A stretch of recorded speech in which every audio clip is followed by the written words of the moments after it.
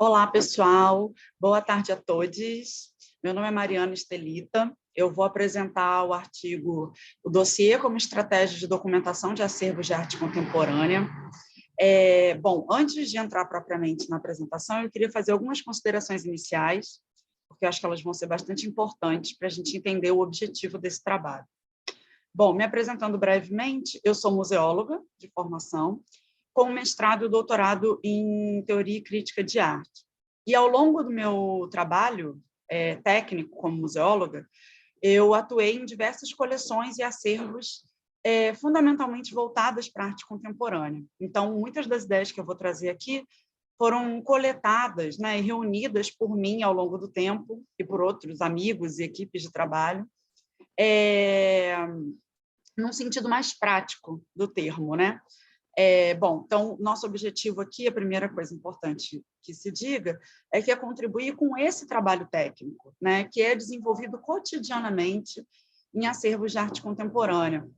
Esses acervos se estendem, muitas vezes, para além de museus, né, instituições que recebem essa nomenclatura, mas, às vezes, também acervos particulares, né, como coleções particulares, por exemplo, coleções de artista, enfim, tem outras possibilidades, até galerias também, né? Então, nesse sentido, a gente vai utilizar a teoria como suporte conceitual para estruturar uma prática. Ou seja, eu vou abordar aqui alguns conceitos, no entanto, o meu enfoque vai ser a qualidade do trabalho técnico desenvolvido nessas instituições. Bom, o primeiro ponto importante que a gente precisa abordar é a questão da tomada de decisão, né? Em acervos de arte contemporânea, isso é especialmente importante, porque nem sempre a gente vai ter estabelecidos os critérios, né, relacionados com os materiais componentes das obras. O que eu quero dizer com isso? Quando a gente está tratando de um acervo tradicional, uma coleção de pinturas a óleo sobre tela, por exemplo, a gente tem uma série de normativas do ponto de vista tanto da conservação quanto da catalogação que já estão estruturados, né, aí há alguns séculos. Quando a gente está falando de arte contemporânea, e aí eu vou puxar um pouco para o item abaixo aqui, a especificidade do acervo, a gente está trabalhando com acervos que envolvem, em primeiro lugar, muitos materiais muito diversos, né, e materiais cujo envelhecimento, cuja a transformação ao longo do tempo não são conhecidos por nós, né? A gente está tratando de polímeros, materiais oriundos da indústria, materiais perecíveis, ordinários, no sentido de que eles foram elaborados inicialmente para serem embalagens, né? Não foram elaborados com o intuito de servirem como suporte de obra de arte. Então, a gente tem essa questão do suporte material, né, que é bastante peculiar, vamos dizer assim, e a gente também tem a questão das linguagens, ou seja, a gente tem obras que lidam com o tempo, né, seja o tempo de uma ação performática, por exemplo, seja o tempo de vídeo, seja o tempo da perecibilidade, né, obras que trabalham com materiais alimentícios, por exemplo. A gente tem obras que envolvem o corpo do artista como suporte, né? Então, a gente tem basicamente essas duas questões muito fundamentais, que são os materiais e as linguagens, né? Então, a arte contemporânea vai problematizar essas categorias, né? Essa maneira tradicional da museologia lidar com essas categorias. E aqui a gente entra no nosso terceiro ponto, que é o conceito de meio específico e a condição pós-meio, ou pós-medium, né, do inglês, né, do objeto de arte contemporânea. É um conceito bastante explorado pela Rosalind Krauss e alguns outros autores. Vou passar aqui brevemente, porque a apresentação é breve. O meio específico, no âmbito da museologia, a gente poderia entender de forma bem rápida aqui, como as características que fazem a gente perceber que aquele objeto pertence àquela categoria. Então, assim, uma pintura, a gente pode dizer que é uma superfície plana, coberta de cores, de tinta, né, dispostas de certa maneira. Então, não importa o estilo da pintura, mas se a gente tem uma superfície plana sobre a qual se depositou tinta, logo ali temos uma pintura, né? Então, assim, existe uma regra muito fechada e muito compreendida do que é a técnica da pintura, né? A gente não pode falar a mesma coisa sobre instalações, performance, site específico, obras que transitam entre uma categoria e outra, né? Ao mesmo tempo é performance, mas ao mesmo tempo é instalativa, que se relaciona com o espaço de uma maneira mais permanente, ou é uma performance, mas ao mesmo tempo dialoga com o vídeo, porque o artista entende o vídeo como uma parte da obra. Então, essas categorias, essa especificidade do meio, na arte contemporânea, ao contrário da pintura, ela não é tão nítida.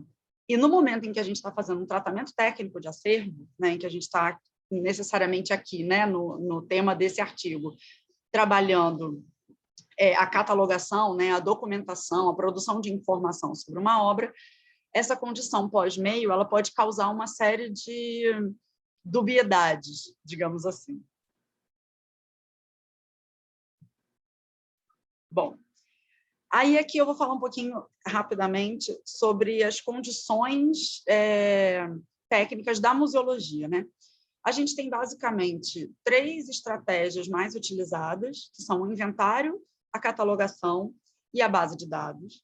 E o que eu estou propondo aqui não só eu, né? Eu estou aqui destrinchando um debate que já está acontecendo, enfim, que é a inserção dos dossiês, então, como sendo essa estratégia complementar à catalogação de arte contemporânea. É claro que os dossiês são utilizados em vários outros sentidos.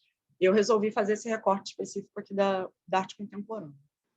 Bom, no inventário, a gente tem uma estratégia mais panorâmica do acervo, né? Então, o inventário, a gente fala muito pouco sobre um objeto em si, e o objetivo do inventário é fazer uma listagem geral de reconhecimento daquele acervo, daquela coleção.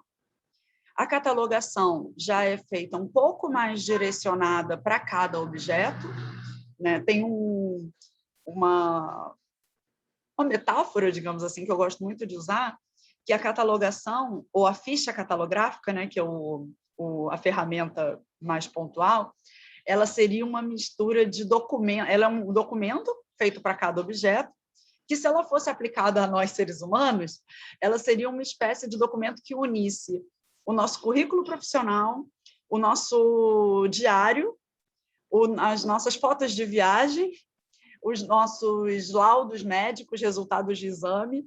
É como se a gente pudesse ter tudo isso junto no mesmo documento. A ficha catalográfica é basicamente esse documento aplicado a um objeto de uma coleção ou de um acervo. E a base de dados seria a sistematização disso num sistema SQL de busca e recuperação da informação através de tecnologia, né, de computadores e tal. O dossiê, então, entraria como uma estratégia complementar à catalogação dessas obras de arte. Por quê? Tanto a catalogação, quanto o inventário, quanto o sistema de base de dados, eles têm uma estrutura a ser cumprida, né? Mesmo nos casos em que a gente tem, por exemplo, campos abertos, em que a gente pode escrever textos, né? A ideia do inventário, da catalogação e da base de dados é que a gente crie um sistema, né? Então, para isso, a gente tem que criar regras, uma estrutura para que aquele sistema se comunique e para que a gente consiga, por exemplo, recuperar informação, né, em conjunto. O dossiê ele pode se tornar quase uma espécie de um livro dedicado a uma única obra.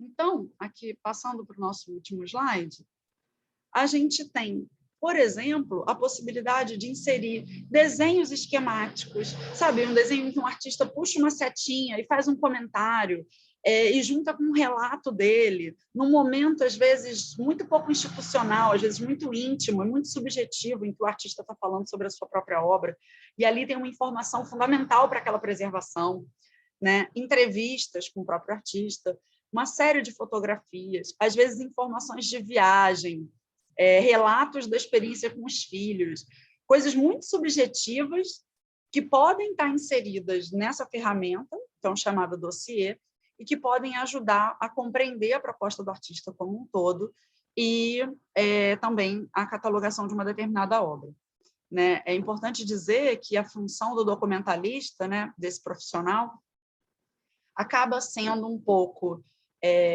de promover uma estrutura, né, documental, com regras e métodos, mas essa estrutura documental ela é feita para dar conta de uma ação, de um momento de criação, né, que é intrinsecamente subjetivo, né, que é o momento de criação do artista, é o momento em que o artista cria uma obra, né, e a gente tem que dar conta disso, né, para conseguir preservar aquela obra.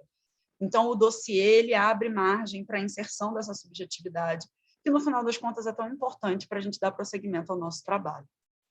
Bom, é isso. Eu vou ficando por aqui. Muito obrigada. Vou finalizar aqui a gravação. Então...